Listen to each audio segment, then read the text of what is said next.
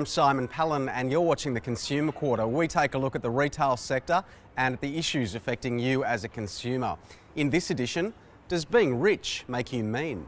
It's not everybody that's like that, but unfortunately you find it more often than not. I've met some really good wealthy people, but then I've met some ratbags.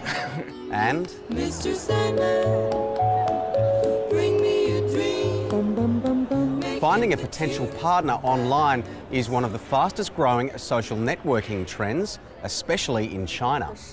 My parents are a little nervous because for them, they feel that a 30-year-old woman should already be married and even have kids. But first, we've been hearing traditional retailers complain about the internet and expensive retail rents for years. It is a very difficult climate for them at the moment, especially with many consumers being so reluctant to spend. But some retailers are trying to put the troubles behind them. As Alexandra Fisher reports, some are now finding new ways of engaging customers.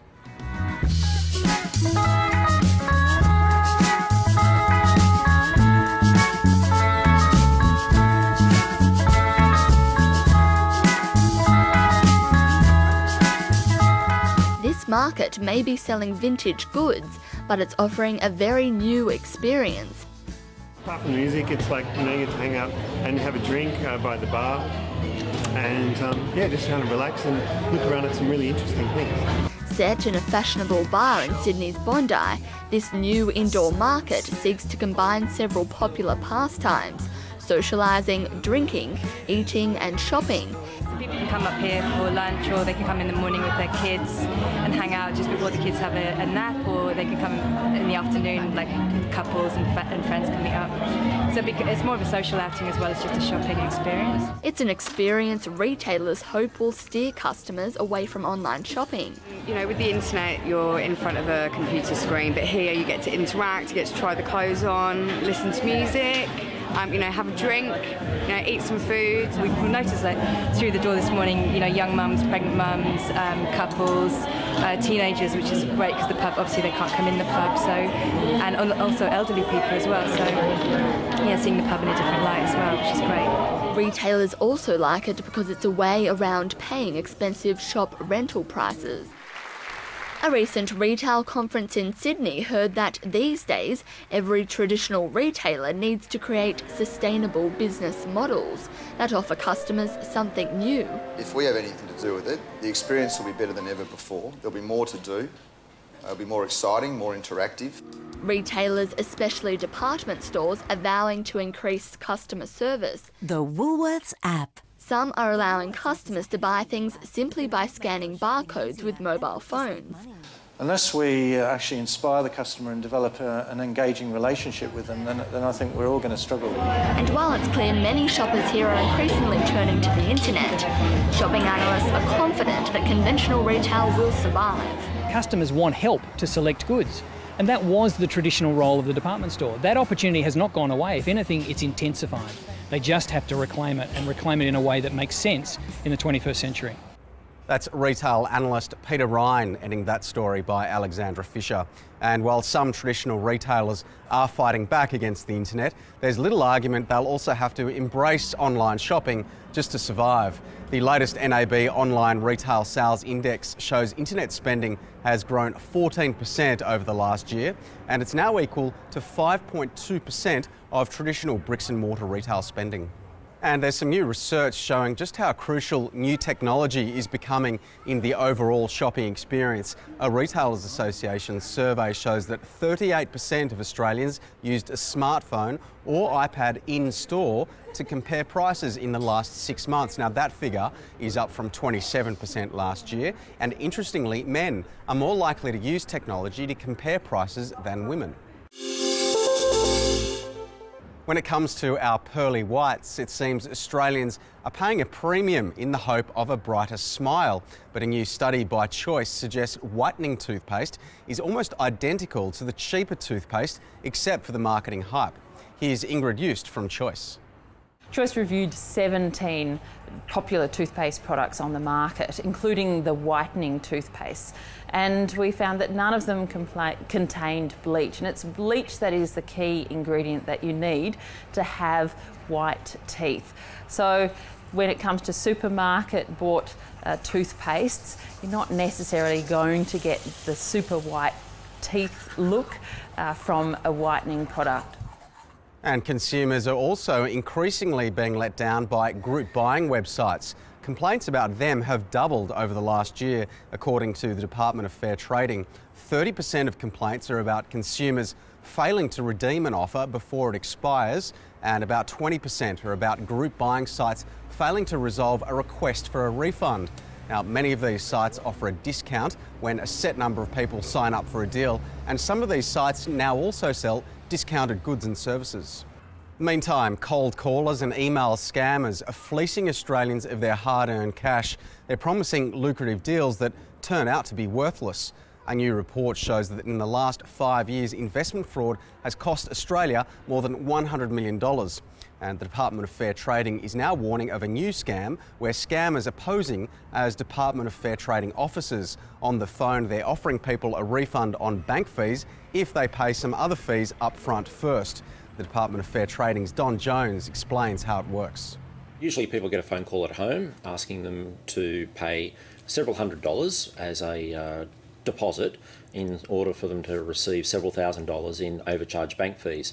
And the person at the other end of the line identifies themselves as a fair trading officer and will say that tomorrow the person has to ring using a certain security code to this particular telephone number, which of course is a overseas based telephone number, even though you can't tell from in Australia. And you then proceed to send the money overseas and you wait and you don't get your pot of gold. And he says the message is a big organisation like a government department or a bank will never ask you to share your bank details over the phone or on email. So if you do get a request like that, there's a good chance it's from a fraudster. OK, now here's a couple of interesting questions. Does being rich make you mean, potentially? Or does being mean help you to become rich? US psychologists and researchers are keen to find out, and they've even devised some tests to measure meanness. Many in the Occupy Wall Street movement would agree with the theory that rich people are more likely to be mean. The really successful rich people can pretend to care, and that's the way in which it goes. And they're the ones you've got to watch out for because they're axe-murderers. It's not everybody that's like that, but unfortunately you find it more often than not. I've met some really good wealthy people, but then I've met some ratbags. While rich people may be in the driver's seat, it's driving habits which have formed part of the research, showing people in luxury cars drive with greater disregard for others. Psychologists in the US have tried to validate the stereotype using other testing which has shown wealthy people can be more selfish and more unethical. Whether true or not, in these tough economic times, there's increasing focus on how wealth affects behaviour. When people are struggling a bit more and more uncertain, they're likely to look at those that are wealthy and say, hey, you're taking from us rather than working with us to make money. Researchers also acknowledge that some of the most wealthy people, like Bill Gates and Dick Smith, are also among the most generous. In fact, a lot of our cancer research in this country is based on donations from wealthy people. And for those who try to act mean because they think it might help them to become rich, the advice is to lose the attitude, because behavioural experts say pleasant people are just as likely to become wealthy. Those people that make it at the end of the day and get really very wealthy are those that are very affiliative, work incredibly well with others, and also take risks. You know, they'll invest a lot of money. So just take your mother's advice, that it pays to be nice.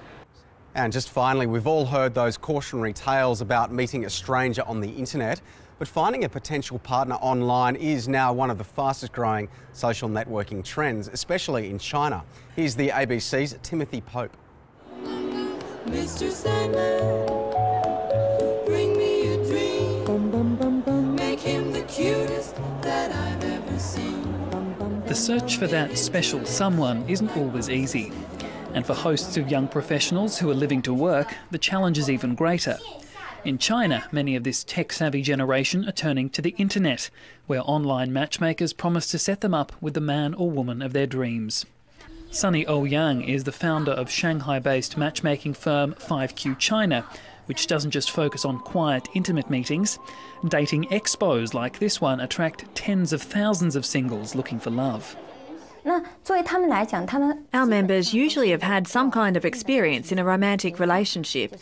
For example, perhaps they've just had a breakup and have come to join us, or perhaps they've gone through a divorce.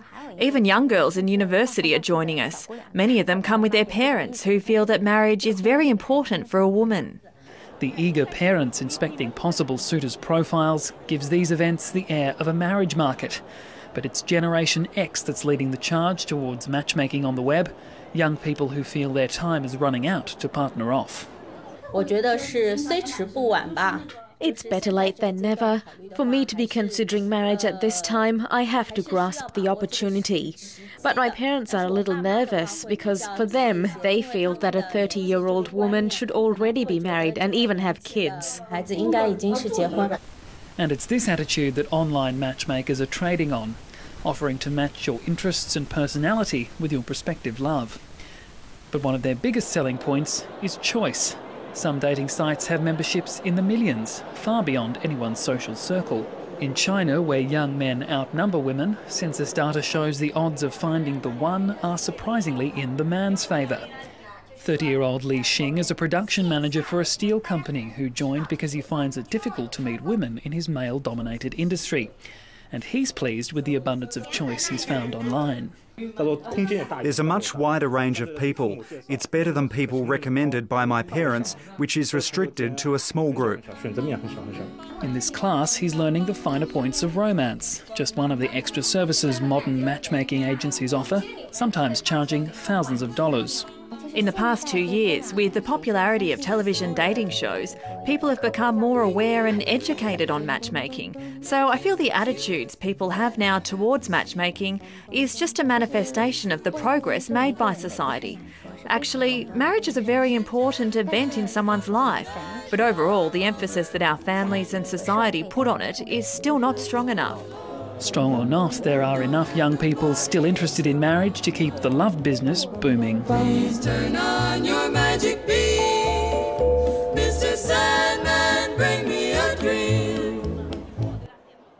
No pressure there. And that's all for this edition of the Consumer Quarter. Thank you for watching. If you'd like to see any past episodes, or if you've got any feedback or story ideas, please feel free to get in touch online, on Twitter @Simon Palin, or on Facebook, search for the Consumer Quarter page and click like to stay up to date. And I'll see you next time.